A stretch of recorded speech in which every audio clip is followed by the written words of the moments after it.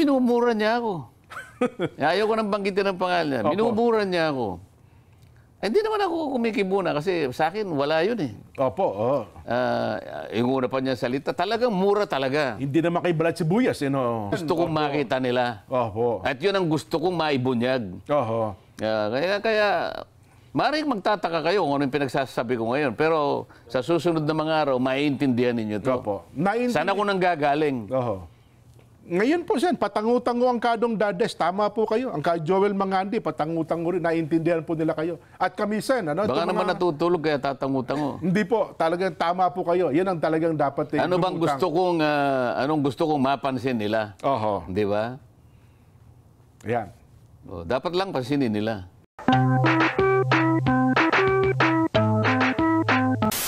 Doon sa atin hong mga kababayan. Pero ang tanong ho natin siyempre siguro baka sabihin nila, sa unang araw tapos nabanggit nyo na nga, September 1. Pero siguro tinataya ng marami mayroon ba talagang mangyayari dito? Kasi marami na pong nangyaring investigation sa Senado. Yung nga po isa, nag-privilege speech din. Napansin din ng marami. Marami daw po dyan mga nag-privilege speech. Mahigit 10 taon na.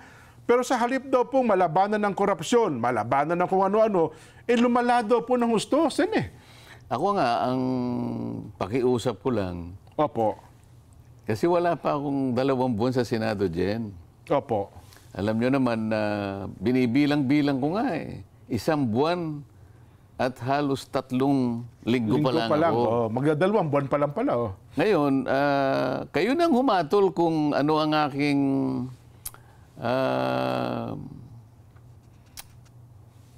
paano ba natin? Ano ba ang aking performance itong 1 buwan at halos 3 linggo? Siyempre, susukatin mo naman doon sa kahit papano. May nangyari namang, halimbawa, dinispose natin yung isang usapin na talagang nagbibigay naman ng napakalaking pag-aalala sa maraming mamamayan. Opo. Nagampanan ba natin o hindi? Ganun sana. Ang gusto ko sana ay kahit makita man lang nila ang ating performance. Kung sakasakali naman katanggap-tanggap sa kanila, nasa kanila yun. Kung sakaling short naman tayo sa kanilang expectation, ako po kasi kararating ko lang di ba? Sabi nga sa'yo, neophyte pa lang daw po kayo, di ba? Sabi nga nung isang babaeng nagpapakadalubhasa sa kanyang Magbo-broadcast. Talagang kulang na lang na ano magagawa kanyan? Di ba? Ayoko naman pong sabihin sa inyo na marami pong magagawa. Gusto ko lamang po sana pagtiyagaan ninyo na tingnan po ninyo kung paano po natin itataguyod ang ating pananagutan. Hanggang sa kaya po natin. Lumawak na lumawak yung problema sa kasi ito, lumalabas ngayon sa social media. Una, sa COA pala, meron palang isang mataas na opisyal ng COA dyan, ang kanyang mahal sa buhay ay kontraktor. Tapos yung mga nagbibigay ng lisensya sa mga contractors, yung po miyembro yung PICAB, ang taga-taga, Philippine Contractors Board, mataas na opisyal din po nila. Ayaw kong husgahan yung mga bagay na yon kasi kung halimbawa yung contractor na yon hindi naman kasama dun sa mga flood control projects na ngayon ay nauusisa natin na multo lang. O kaya ang pagkakagawa ay talaga namang walang kakwenta-kwenta. Baka naman ito wala namang nagawang ganon. Bagamat sa iba sigurong banda maaring mapuna din siya sapagkat wala naman sigurong kasalanan dahil sa mag-asawa siya siguro kontraktor na yung asawa niya. Wala namang magagawa, di ba? At kung wala naman siya sa posisyon, kahit na siya ay taga-COA, kung hindi naman siya direktang nakikialam dun sa pagbibigay ng audit doon sa nagagawa ng mga contractors, kailangan makita natin lahat yun Kaya ayoko munang husgahan hanggat hindi natin nakita yung kabuuan ng mga pangyayari, di ba? Bagay kasi ngayon sa social media, ang bilis ng laging iniuugnay tinatagni-tagni po nila na parang bagay na ipipinta ngayon sa isip ng tao. Tama po kayo bilang isang abogado, hindi mo naman pwedeng magkamag-anak itong dalawang ito, isangkot na nga sa katiwalian. Ang magiging sukatan lamang dyan, katapos-tapusan dyan, pag nakita mo talagang merong conflict of interest. Ayun, opo. Ay dyan masusuyod mo talaga yon. Sa ngayon, hindi ko pa makikita yan eh. Kinakailangan ay masusing pag-iimbestiga talaga. Opo. Para makita natin na incompatible talaga yung posisyon mo, ay lilitaw talaga yon. At wala naman tayong kikilingan sa bagay na yan. Pero ganun sir, tayo, yung palang pick-up, ang isa requirements nila para maging member ka pala ng board, dapat dati kang contractor, parang ganun. Sabihin, dati kang nagtatrabaho sa ganitong negosyo para maging board ka ng pick-up. Pero hindi naman sinasabi na dapat ngayon contractor ka pa. Ayun lang. Makikita rin natin yun. Paano kung halimbawa, board member ka na ng pick-up, pagkatapos contractor ka pa. Ayun. Sa ngayon lang, kahit hindi pa natin nakikita, maaaring may conflict of interest. Kasi pagka board member ka ng pick-up, isa ka sa mga nag-i-screen ng mga nag-a-apply na lisensya. O kaya nagpapa-upgrade ng lisensya. Tama po. Halimbawa, ikaw AAA ka. Gusto mo ngayon magpa-upgrade na quadruple A. Ayan. Dadaan ka ngayon sa kanya. Tama po. Pwede kanyang ipitin sapagkat baka kalaban mo ito. Bakit ka pa mag-a-apply? Ako naman may lisensya, contractor, gamitin mo na. Baka ganun ang mangyari. Hindi ko sinasabing ganun. Mag-royalty ka na sa akin, di ba? Yun, tama. Depende sa pagtatanong ngayon. Kapag nasagot mo ng mausay, baka patawarin kita. Pero kapag hindi ka nakasagot, problema mo yun. Sinasabi ko lang ang pwedeng daanan ng pagtatanong. Pero dito, Sen, sa flood control pa lamang, ako bilang nag-oobserba, parang napakalawak na, Sen. Siguro, doon naguhugot ang ilang mga broadcaster, ilang mga vloggers na kung flood control pa lamang ang pag-uusapan natin, baka maubos na agad ang termino ninyo, hindi pa natapos sa flood control issue, controversy? Meron akong pamamaraan at hindi ko muna sasabihin sa inyo. Ayun pala. Bakit? Tinangka ko bang gawin ito ng paganyan-ganyan lang? Hindi ko muna sasabihin sa inyo. Kasi nasanay sila sa di ba? Pag ganyan, ginagawang series yung hearing. Hindi ako ganon. Ayun, malalaman nila kung paano. Ayan. Kaya lang, pasensya na kayo, hindi ko muna sasabihin sa inyo. Tama po, sa September 1, malalaman ninyo. Second hearing pa lang yun, Sen. Second hearing. Pero kahit malaman ninyo, lahat ng mga involved dito, wala na kayong magagawa kahit malaman pa nyo. Ayun. Pero ngayon, hindi ko muna sasabihin. Bagamat sinabi nyo sa akin, hindi ko na rin muna sasabihin, Sen. Wala naman ako sinabi sa iyo.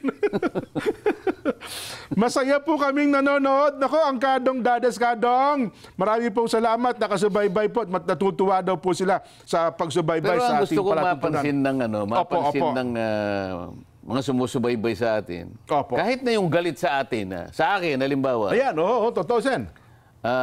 Hindi man lang niya nakuhang kwentahin kasi. Oo nga naman. 1 month and 3 weeks pa lang yan eh. Ba't may kukumpara doon? Yung mga iba 3 dekada na dyan 4 na dekada na nga di ba? Yun na nga po. Pero, bakit sa ngayon nakikita ng mamamayan parang may tiwala sila? Kasi nakikita ko rin Totoo po. At sa dami ng mga nagte-text sa akin dyan, hindi ko na kayang sagutin lahat Na nagsasabi na ipagpatuloy mo ito, ganito. Alam mo na, isasagot ko na lang. Yung lalagyan ko na lang ng puso Hindi ko kayang sagutin lahat Ano ba yung heart? Di ba may heart? Heart, emoticons, tawag doon. Ano tawag ron? Emoticons. Minsan naman merong isang parang nagtatawa siya. Ayoko naman gamitin niyo. Baka akala niya pinagtatawanan ko yung ano niya. Kaya yung heart na lang. Sa dami kasi, so heart na heart. Ganun na lang. Baka pati galit sa iyo, naha-heart yun na rin, Sen. Hindi yun na napapansin siguro, sa dami niyan. Hindi yung mga galit naman sa akin. Hindi naman sila sa akin Nakikita ko lang sa social media.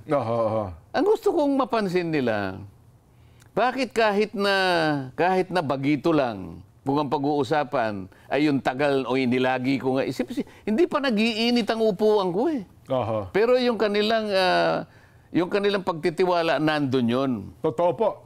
Ngayon, ang gusto kong mapansin nila, bakit ganun? Saan ba galing ito? Hindi ba? Ang uso na nga ngayon, Sen, magsumbong kay Marcoleta, hindi na yung kasama niyo sa Senado. Huwag mong nilalayo ang usapan. Ang sinasabi ko, ano bang patakaran ng taong ito? Okay. Ano ang pinagmulan nito? Anong paniniwala ba ng taong ito? Yan. Gusto ko yun ang mapansin nila. Hindi ba? Kasi sa atin, Sen, alam mo, naintindihan ko kayo sa bagay na yan, meron tayong aral. Meron akong iniingatan. Yan. Yun ang gusto kong makita nila. At yun ang gusto kong maibunyag. Kaya maaaring magtataka kayo kung ano yung pinagsasabi ko ngayon. Pero sa susunod na mga araw, maiintindihan ninyo ito. Saan ako nang gagaling? Ngayon po, Sen, patangutango ang Kadong Dades. Tama po kayo. Ang Joel Mangandi, patangutango rin. Naiintindihan po nila kayo. At kami, Sen, baka naman natutulog kaya tatangutango. Hindi po. Talagang tama po kayo. Yan ang talagang dapat. Anong gusto kong mapansin nila? Di ba? Yan. Dapat lang pansinin nila. Kami, Sen, napapansin namin. Kasi, kumbaga... pero itong broadcaster na ito, wala namang aral na tinanggap yun, Sen, Wala hong aral Alam mo, hindi ako nagagalit sa kanya. Nauulit-ulit ko lang. Naawa ako sa kanya. Sa totoo lang. Gusto ko magbago siya ng...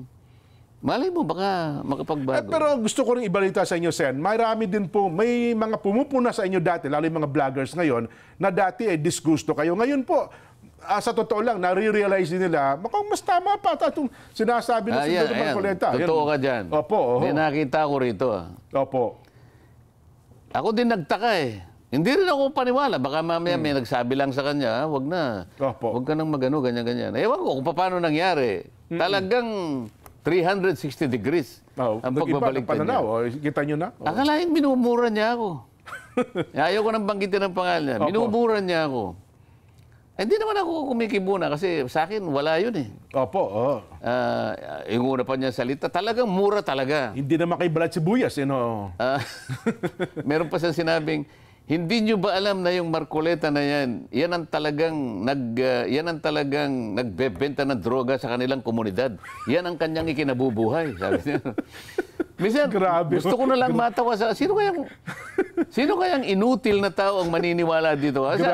Kaya ang nangyari, imbes na magalit ako, alam ko may mga taong wala rin siyang mapapaniwala. Totoo po. Tapos kung murahin niya ako talagang... Sagad hanggang buto. Akalain mong meron ako napanood. Noong umpisa, nakikinig lang ako Tapos bigla siyang pumihit. Alam mo kanya, si Senador Dante Marcoleta, medyo, ba't hindi ka magtataka? Tinawag niya ako senador. Dati, yung walang, gano'n yung Marcoleta. Grabe yan, Binanggit niya yung pangalan ko, senador.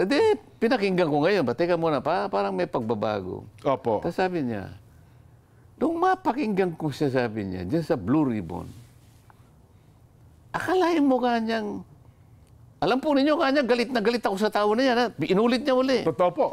Pero nung nakikinig ako sa kanya, sabi niya, hindi ko napansin ang sarili ko. Ngumingiti na pala ako. Nangingiti na raw siya. Walang iniwan kanya sa... Nanunod ka kanya ng sayawan. Sa napakagaling niyang sumayaw, nakikita mo... Napapasayaw na rin. Napapasayaw ka na rin. Hindi naman pala ganun ng taong ito, sabi niya. Kaya lang, narinig ko lang yun. Hari naman ako nagsasabi na ng totoo ito. Yes. Bagamat para sa akin, wala rin yun sa akin. Bagay, ngayon sabi ko nga, Sen, hindi lang siya. Marami pang may mga dati din po talagang pumupuna at below the belt nga mga salita. Pero ngayon siguro nare-realize nila na tama din naman pala. At saka kayo po hindi kayo tumitingin sa isang partikular na politiko o tao, kundi doon tayo lagi sa kung ano lang ang totoo. Matagal na natin sinasabi yan, Sen. Kung ano ang totoo, sinasabi ko nga sa kanila, walang personalan po ito. Titimbangin po natin ang mga ebidensya na makakalap natin. Maraming uri ang ebidensya dyan Totoo po. May dokumento, may testimonial, di ba? May object evidence. Yung object evidence, yung pupunta, talagang wala Multo talaga Ang pinakamabutit, pinakamagandang ebidensya kasi, yung object evidence. Object evidence ang tawag. Evidence na talagang kitang-kita ng sarili mong mata. Yan ang gagamitin natin. So wala tayong personalan. Kung walang ebidensya laban sa'yo, ay diligtas ka. Diba? Tama po. Ngayon, kung may ebidensya laban sa'yo, depende kung gaano karaming ebidensya. Gaano kabigat. Doon doon pupunta kung gaano pananagutan mo. Yeah. Depende sa ebidensya. Malinaw naman yun di ba? Totoo po. At yan naman talagang dapat umiral, Sen. Ano, ha? Meron pa rin ho ba? At marami yan, Jen. Ayun, oho. Ang karamihan nga lang dyan ayaw pangalanan. Oho. Kasi hindi naman sila ganun Pero patuloy nilang ginagampanan ng tungkulin nila. Tama. Oho. Marami akong kakilala dyan, Marami akong kakilala. Oho. Yung iba, hindi leader, ngunit para sa akin, leader pa rin sila. Oho. Katulad ng mga magulang natin dyan. Ay, number one yan. Opo. Kahit na bumabagyo, bumabaha, talagang itinataguyod ang mga pamilya. Opo. Dito lang sa studio dyan. May nakita ko rito na sa akin palagay, bayani rin. Ba? Oho. Isipin mo, hindi naman Naka-duty. Hindi naman panghapon ito, biglang dumating. Siguro, ang daming absent. Opo. Pero dahil sa kanyang Nagbabawi yan, Sen. sa kanyang sariling pagmamalasakit sa ating palatuntunan at sa studio, sa kanyang kabuuan. Oho. Yan ay kadakilaan, yan ay kabayanihan. Ang malungkot din yan, Sen, ginamit pa kayong kasangkapan tinext si Mrs. Programa ko kasi ni Sen Dante. Ako na may napapagamit ko sa kabayanihan naman ang pinag-uusapan. Kaya ito si Edward Paitano. Yung mga farmers natin, yan, kahit nabagsak na yung presyo, nagpipilit pa rin na kahit pa paano maitaguyod ang bansa natin. Tama kayo. Diba? Mga sundalo. Yan. Mga sundalo na yan na walang ano sa kanila, walang piyesta official dyan. Wala pong hali-hali. Marami. Ang kadakilaang nakikita ko. Mga teachers. Nako, yan pa po. Ay, makita mo yan talagang kumisan hindi na inaalintana yung sweldo niyan dyan. Ay, wala na po. Naganap lang niya yung tungkulin niya, di ba? Pagkatingin yung sweldo, masisiphayo lang sila. At marami rin tagapaglingkod sa ating pamahalaan ng merong ganon. Nakakapanlumo lang. Opo. Na marami din naman ang mga kawatan. Kaya tayo bisan nakapagsasalita ng ganito. Totoo po.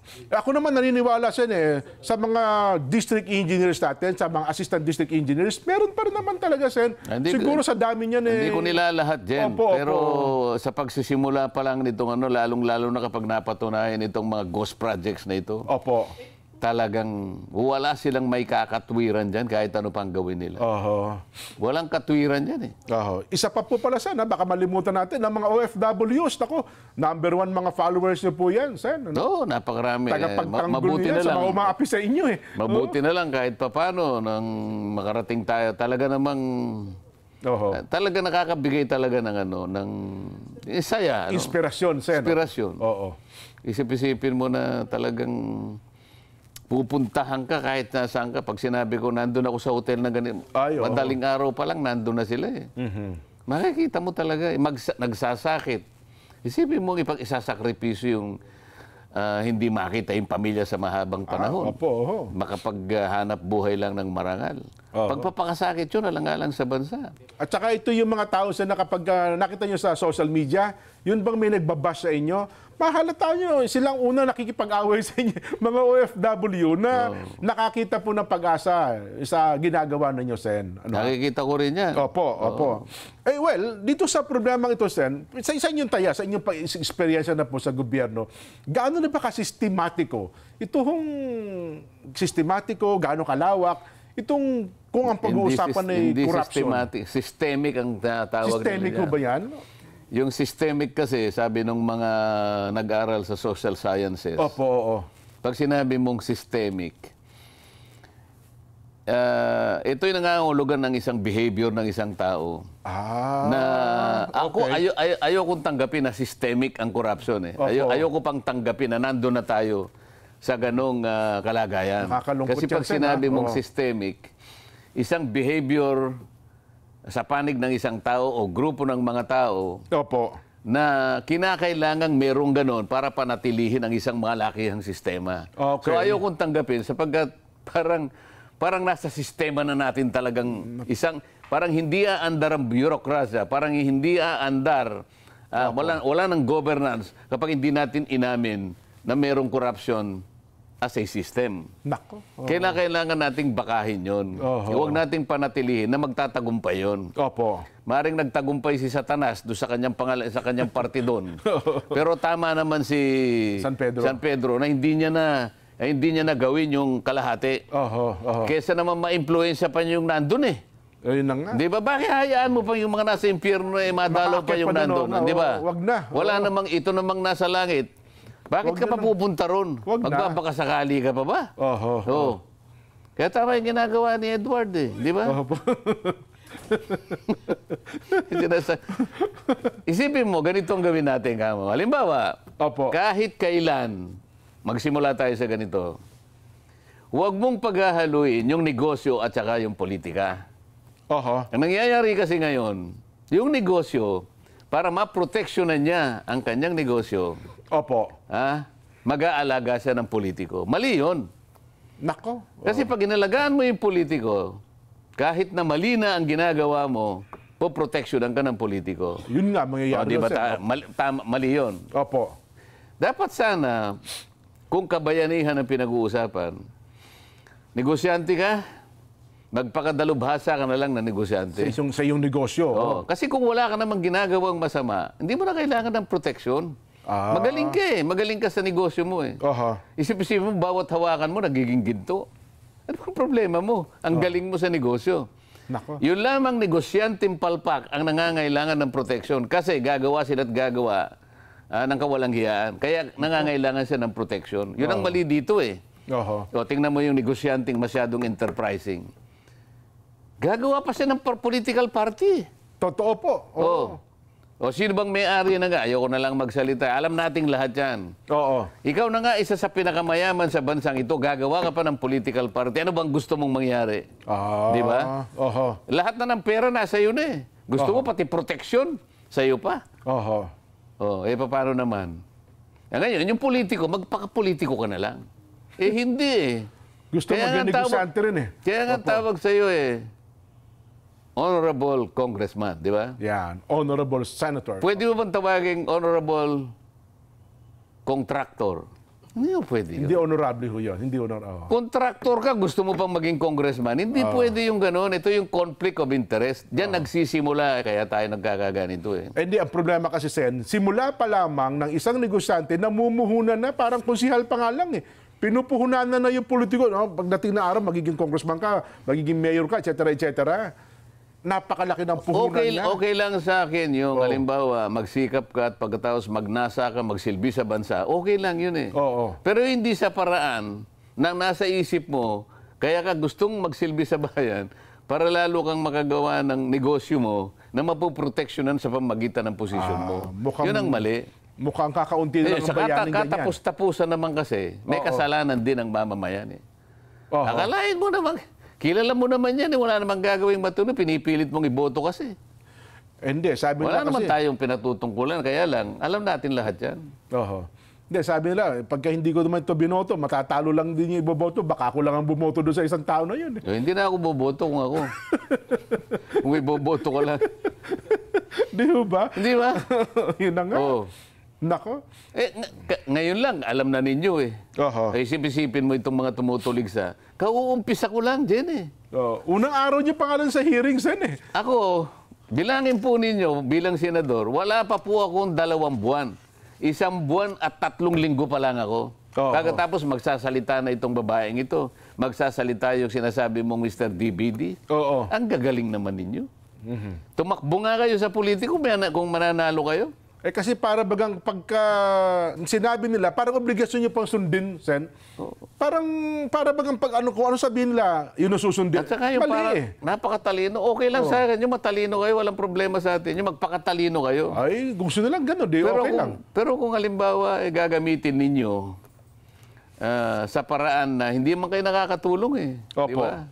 Nagkukunwari lang kayo na matalino. Ang dami niyong naililigaw eh.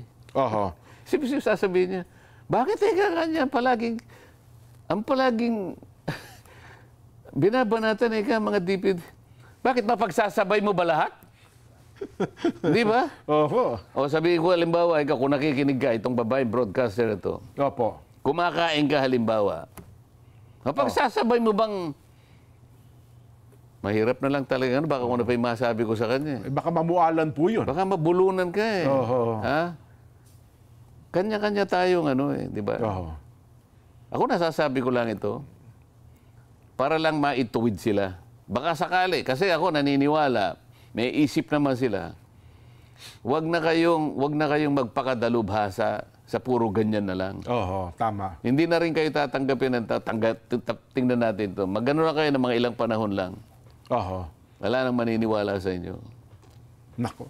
Alam naman yung pinanggagalingan nila eh. Hanggang ngayon, yung naisara na prangkisa, doon lang sila tumitira. Yun na nga po. Hanggang ngayon, hindi nila makita ang katwiran na kaya kayo naisara dahil sa pagkukulang ng inyong network.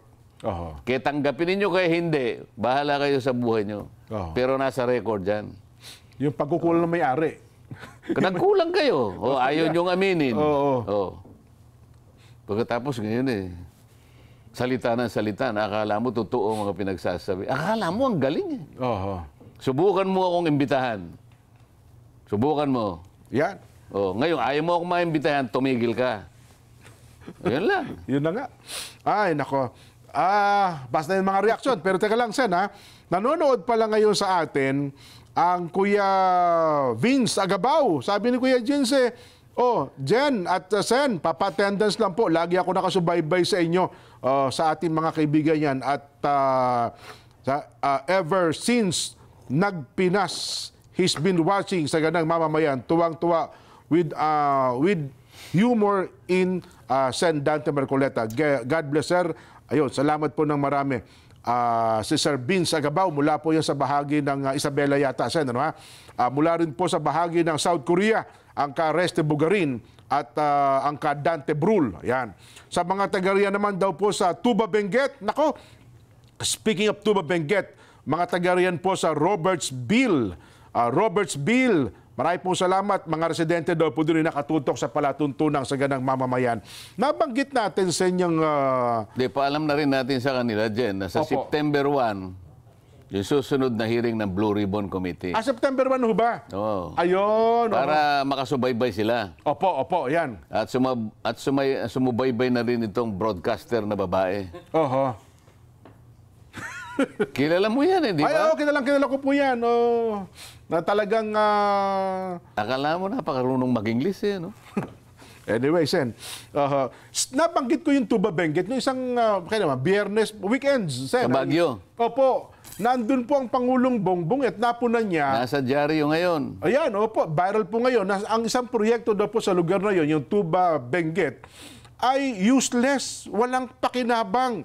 At pinuntahan pa po niya, nagkataon naman, nakasama rin po niya ang Pangulong Bongbong. Ito pong rock net shed at saka rock netting, ginastusan daw po ng 260 million pesos na hanggang ngayon hindi ho napapakinabangan. Sen? Paano mo pakikinabangan ng structure na yan? Mulat-mula pa. Ito, matagal na nating dinidiscuss ito. Opo. Ang mga bahagi ng ating mga lansangan, yung mga major highways, ay may bahagi dyan na kung tawagin ay Asset Preservation Program. Asset Preservation Program, okay. Lalo na sa mga bahagi na lugar na kung saan ay malimit yung landslide. Meron palang gano'n. Ayan, kaya yung dadaanan mga rockfall, mga gano'n. Dadaanan ay mga bangin na ganyan. Kinakailangan talaga yung kanilang kinasasadlakan, yung magkakaroon ng, yung mga slopes nila. Merong tinatawag na slopes protection. Yes po, oo. Meron ding road slips. Meron mga road slips, slopes protection, at saka yung landslide. Yan. Pangkaraniwan sa ganyan, dahil nga masyadong peligroso, mga bangin yan buhay talaga ang nakataya dyan. Merong memorandum ang DPWH na talagang mahigpit ang specification yan. Ang pinagagamit yan, dalawa lang Kasi mapanganib nga po yun. Mapanganib, okay. Pagka pinag-uusapan yung mga road slips, slopes protection at saka yung landslide na yan, ang mahigpit na specification, yung tinatawag nilang ASTO. European ito. ASTO? ASTO. A-S-T-H-O. Okay. Pagka American standard, ang gagamitin nila ay yung ASTM.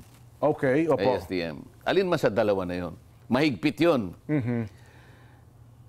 Kaya pati yung rock netting na nagagamitin, talagang yung genuine talaga yon. At yung pagkakabitan yun, magkakaroon ng boring. Opo, ibabaon sa bato ata yun. Merong boring na vertical, merong horizontal. May kanya-kanyang layo yan. Halimbawa, pinag-uusapan 6 na metro o 5 metro. Ang pagitan. Horizontal yun, halimbawa. Opo.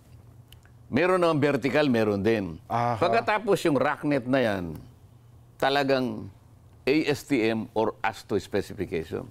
So yung dalawa lang yun po ang required. Yung rocknet na yun, talagang matibay yun. Yan ang sasagka lahat sa mga ano na yan. Matibay talaga yun. Lalaglag na bato. Ang nangyayari, para makatipid, para ngayon makapangurakot at talagang lulustay ng pera ng bayan. Magbibidding lalagay sa bidding. Opo. Specified. ASTO specification rocknet. Talagang so nakasulat po yun, letter po letra por letra, ASTO talaga Hindi ka naman mananalo pag hindi ka pipirma na ASTO talaga yun. Kaya tama po. Bibili ngayon, hindi ASTO, bibili sa China. Yung sa halip na ASTO tsaka yung bibili sa isip-isipin mo 3 buwan pa lang kalawang na yon. Paano nga hawak doon sa mga substandard boulders ang hawakan yan? Ilang bilyon ang ginagastan yan. Asset Preservation Program. Ilang bilyon. Yearly, sa GAA palaging meron yan. Para proteksyonan. Para ang gamit ng kalsada natin, matagal. At matibay sila. Tingnan mo yung pinakita mo ngayon kanina. Yun kasi yung rocknet na nilagay, parang sapot ng gagamba. Nako. Spiderweb. Di pagka lumaglag ng bato doon, kaya pala ang sabi, nangangalaglag daw po yung bato. Mangangalaglag talaga kasi. Mapanganib pala. Ilang buhay ang masasawi dyan. Para lamang sila magkamal ng salapi sa paraan. Nakatiwalian. Kaya pala ilang bagyo lang daw mula nung July, gumuho na po, hindi rin madaanan pala yung... Guguhot-gugu. Isip-isipin mo, yung bakal na ipapasok mo horizontally, o sinasabi niya 5 meters, o 2 meters lang. Ano gagawin nun? Tayo nang bumaba at ngayon ata, ay parang malalagpasan na rin tayo ng Vietnam, ng isa sa mga dahilan, ang nakikita ngayon ay ang korupsyon. Kung 1960s ang pinag-uusapan natin, dapat ikaw magsa-isa niyan, dapat nandiyan ka na Tao ka na nung 1960s, hindi ba? Nagliligawan po yung mga magulang ko ng mga pangusyo. Pero yun, napakataas na ng level natin Di ba? Natatandaan ko sa historical books dyan. Kasi nandun na ako ng 60s, pero siyempre bata pa tayo. Pero pagka binuksan mo yung mga librong pangkasaysayan, lalo na sa pang-ekonomikang pagsisiyasat, mga 60s kasi, pangalawa tayo kung pag-uusapan ay yung per capita GDP. Gross Domestic Product, yes. Halimbawa, pag pinaghati-hati mo yung kinita ng isang bansa sa loob ng isang taon at i-divide mo sa kanyang mamamayan, pangalawa tayo sa pinakamataas. Yes. Isa yon sa pamantayan, isa yon sa sukatan na ginagamit ng ngayon, lalo na ngayon, ng mga nagpapautang sa mga bansang katulad natin, yung per capita GDP. Tama. Ngayon, maganda ang nauuna ang Japan Pangalawa tayo. 1960s ito. Mas mataas pa tayo sa Singapore ng mga time mataas tayo. Kung pag-uusapan, Southeast Asia, tayo ang pinakamataas. Sa buong Asia, pangalawa tayo. Ang Japan ang pinakamataas. Ang GDP per capita. Ngayon, kung susuriin mo yan, sa pagdaan ng mga panahon, maawa ka Maawa ka. Talagang bumabagsak na Every 5 years, makikita mong bumabagsak. Tinalo tayo ng Singapore, tinalo tayo ng Thailand, tinalo tayo ng Malaysia, tinalo tayo ng Indonesia. Ay, malapit-lapit na tayong talunin ng Vietnam at ang Cambodia, maaari na tayong lampasan. Paano nangyari ito? Pangalawa ka sa Asia. Eh, dapat pataas tayo ng pataas, halip na pababa ng Dapat pababa. sana pataas ka na ng pataas. Oho. Maganda na yung momentum mo eh. Isip-isipin mo, 60s agricultural country tayo noon, hindi pa tayo industrialized. Agricultural pa lang tayo, pero nakuha nating pumangalawa sa Asia. Oho. No, ngayon, dahil nga sa katakot-takot na katiwalian, na corruption sa bansa natin, bakit hindi babagsak ang bansa mo? Oho. Corruption kaya, Sen, talaga ang dahilan kung bakit nagkaganon ang ating bansa natin? Isa sa pinakadahilan. Ganun po. Eh, isipin mo, kapag ka kinurap mo ang pera ng bayan, dalawang bagay lang makikita mo riyan eh. Oho. Natalo ang mamamayan kasi yung serbisyo na para sa kanila, lalong-lalo na yung nasa panig ng mahihirap, Opo, na ipagkait. nawawala lahat yon. Hindi na ibigay, na ipagkait po. Tama Pagkatapos yung pera Oho. na dapat gugulin nga para sa kanila, kinurakot pa't dinala sa bulsa nila. Oho. Paano mabubuhay? Paano nga asenso ang isang bansa? Makikita mo, maski sa corruption index, pinakamahirap na bansa, pinakamataas ang corruption. Parang may may direct correlation ang tawag nila dyan. Pagka pinlat mo yan, halimbawa, Magpapanag po, pag pinlat mo yan, ang talagang makikita mo yung correlation. Eh. Ayun. Sa statistics, madali yan. Eh. Opo. Gagamit sila ng dependent variables at saka independent variable. No? Ang independent variable, halimbawa, flood control, sabi niya. Makikita. Talagang tatama, sasakto talaga. Babagsak ang bansa mo talaga. Nako. Pero siyempre, Sen, alam nyo, ngayon lang kasi napapanahon, napapatuon tayo ng pansin sa corruption ng flood control at saka yung mga DPWH official, pero sa kabuuan ng gobyerno natin, hindi natin may pipikit ang ating mga mata. Meron din, iba pa, ng mga ahensya din ng gobyerno, Sen. Sa ngayon, ito yung mukha ng corruption. Opo. Nakasentro ngayon yung mukha ng corruption. Talagang litaw na litaw ang mukha. Eh. Ayan, opo. Isip-isipin mo saan ka naman nakakitang, akala mo sasabihin niyang ganyan river walling, sabi niya, no? Nakalagay sa report nila, completed. Yan, nako. August. August 2. Okay, January 1, 2025. Complete documents, opo. Isip-isipin, nagkaroon ng program of work. May plano. Opo. Nag-bidding. Yan. Nag-award. Meron pang notice to proceed. Nako. Pagkatapos may report pa yung QUA, yung quality control ito. Pagkatapos meron pang inspection. Yan. Pumirma pa yung Commission on Audit. Nako, naka 20% mobilization, etc. Pagkatapos nakolekta yung pera. Pagkatapos walang project. Nung hinahanap mo yung proyekto, nasaan po dito? Pagkatapos ngayon, sino ba yung contractor nito? Hindi mo ba hanapin yun? Sino ba nagpanukala ba niyan? Bakit nagkaroon ba niyan? Kukunin mo yung papel. Opo. Sino ba yung masugid na nagpanukala na kumuha kunwari ng pondo para maitayo yung multo na yan? Yun ang hindi naman. Kailangan tuntunin mo sa dami ng mga yun. At ang masakit dyan, Sen, ito pa isang masakit, dugdagan ko na sakit niyang bagay na yan. Nung hindi nakita, parang wala akong nakita. Hindi, sige, nasusunod na taon, pondohan ulit natin panibago.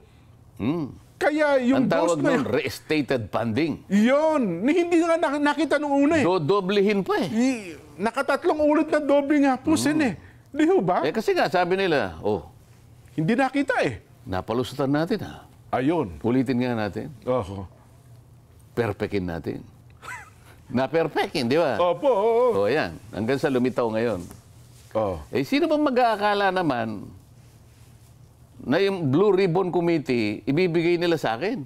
Nako, ikaw ba, iniisip mo ba yung gano'n? Di ako, simula pa lamang, di pa simula ang election, Sen itinalaga ko na kayo dyan hindi, wala kang naniniwala na mananalo ako. Nakita mo, sila po yun. Sila po. Nakita mo ba yung isang, anong tawag doon? Broadcaster ba yun na babae? Ay, Nakakaawa yung broadcaster na yun Totoo. Hanggang ngayon po, mukhang hindi pa niya matanggap sa kanyang sarili. At meron pa siyang kapares na kanyang pananaw din, Sen.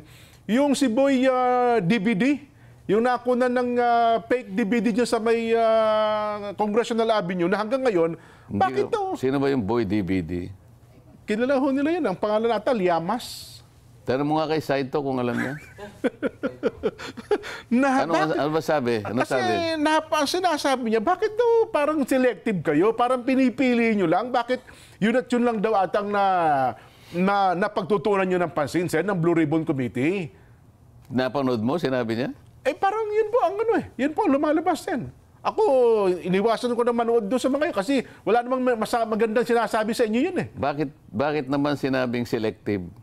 Kasi nga ron daw po, parang ang dating doon sa kanyang sinasabi ay mga opisyalis lang daw po ng DPWH ang inyong tinitignan. Di parang yung broadcaster na babae.